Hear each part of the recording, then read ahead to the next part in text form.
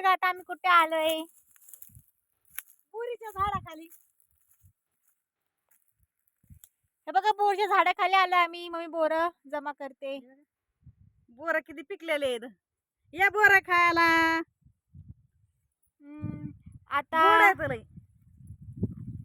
गोड आहेत. जर तुला नको मला. हल्ले पडले तर हे बघा बोरा किती पडलेत खाली. इथं खूप आहेत. कापूस बघा. आम्ही चाललो आता आमच्या आई बाबाकडे.